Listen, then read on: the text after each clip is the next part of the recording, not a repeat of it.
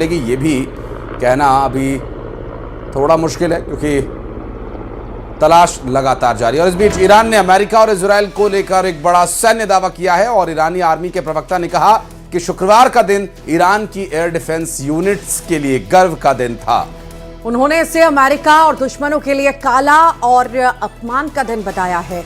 Iran का दावा है कि उसने एक अमेरिकी F-35 दो A-10 वॉरथॉग फाइटर जेट्स और 3 अमेरिकी इजरायली ड्रोनों को मार गिराया है। प्रवक्ता ने कहा कि ईरान लगातार नए एयर डिफेंस सिस्टम से कामयाबी हासिल कर रहा है। साथ ही उन्होंने दावा किया कि ईरान दुनिया के सामने दुश्मन की नाकाबिलियत को इस तरह साबित करेगा जैसे पहले कभी नहीं हुआ है।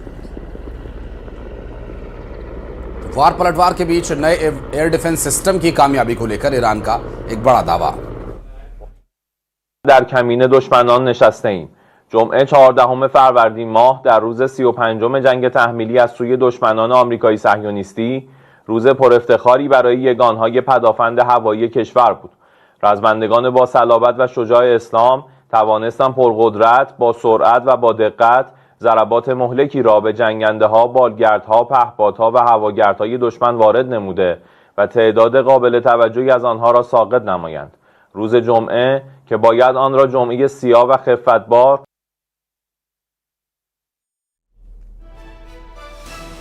और इसी बीच अमेरिकी पायलट की मां की भावुक अपील पर ईरान ने जवाब दिया है और कहा है अमेरिकी पायलट ट्रंप से ज्यादा उनके पास सुरक्षित हैं।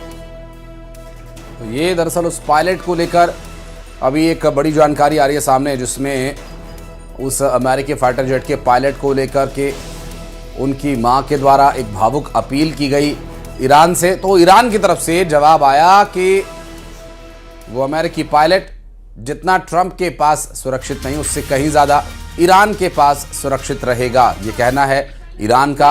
और ईरान की तरफ से एक मां की भावुक अपील पर इस तरह की प्रतिक्रिया, और चूंकि कई बार भावनात्मक स्तर पर ईरान ने ऐसे मौके सामने आए हैं जिसमें ईरान ने यह बात जाहिर की है कि भावनात्मक स्तर पर या मानवीय स्तर पर वो पूरी तरह से अब भी तत्पर है। मसलन खाड़ी देशों पर हमले के बाद जो माफी मांगी गई, जिसमें यह कहा गया कि हम अपने भाइयों पर हमला नहीं करना चाहते हैं, लेकिन उनके द्वारा अमेरिकियों, उनके दुश्मनों को जमीन देना या उनकी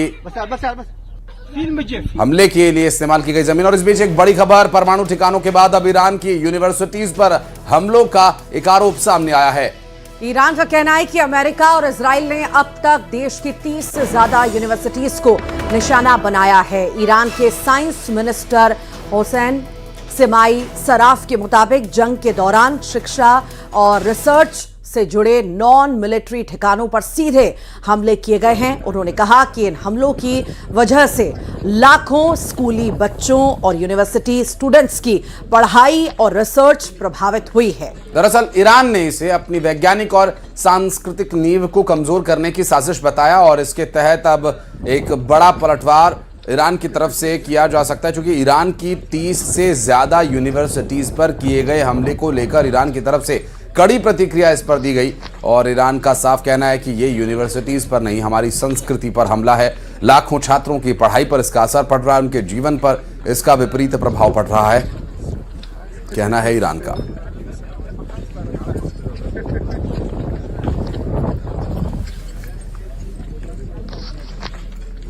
और ईरान ने इससे पहले भी चेतावनी दी थी कि यदि हमारी यूनिवर्सिटीज पर हमले हुए तो हम भी चुप नहीं बैठेंगे।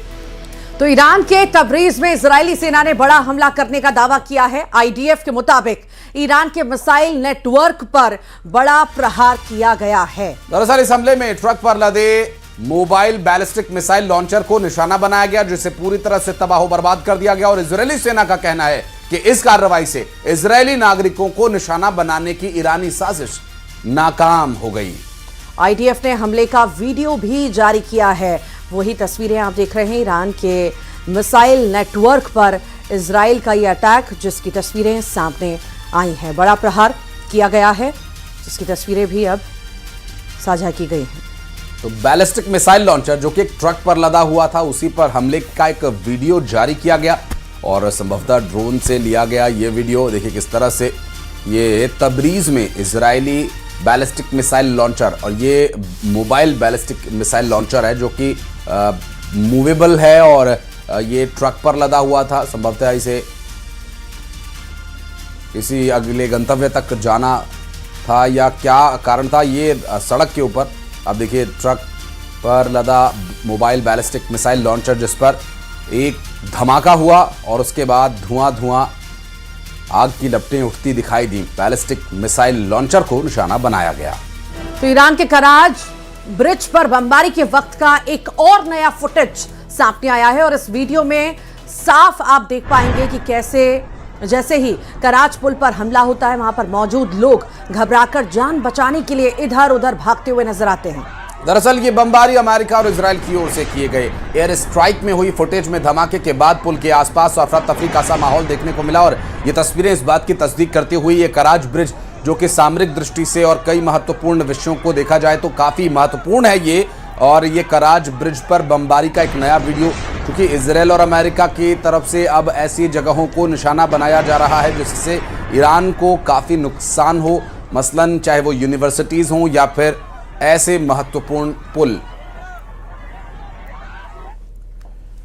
और चलिए बढ़ते हैं आगे। अब रुक करेंगे प्रदेश के कुछ महत्वपूर्ण खबरों का, जिसमें अनूपपुर से एक बड़ी खबर आ रही है और हादसे का एक सीसीटीवी वीडियो भी सामने आया है। कोतमा में 4 मंजिला लॉज गिरी है। मलबे में कई सारे मजदूरों के दबने की जानकारी है और एक मजदूर की मौत भी हो गई है। अनूपपुर का यह पूरा मामला जहां पर बड़ा हादसा होता है, सीसीटीवी में यह हादसा कैद होता है।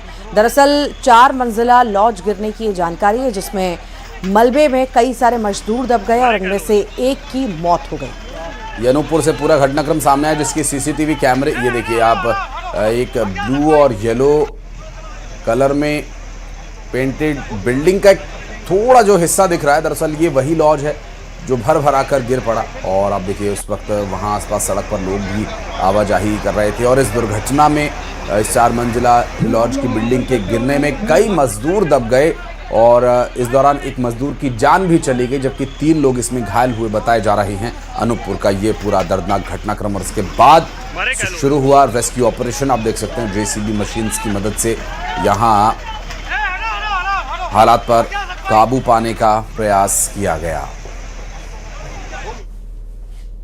गुजरात के वडोदरा नेशनल हाईवे पर एसिड से भरे एक टैंकर में भीषण आग लगने से हड़कंप मच गया। दरअसल टैंकर के टायर में स्पार्किंग होने की वजह से ये आग लगने का कारण बताया जा रहा है। दरअसल देखते ही देखते टैंकर पूरी तरह से आग का गोला बन गया और ये भयावह तस्वीर आप देख सकते हैं वडोदरा गुजरात से सामने आई और कुछ ही मिनट्स में टैंकर पूरी तरह से जल गया। आग की तेज लपटों से मौके पर अफरा तफरी मच गई।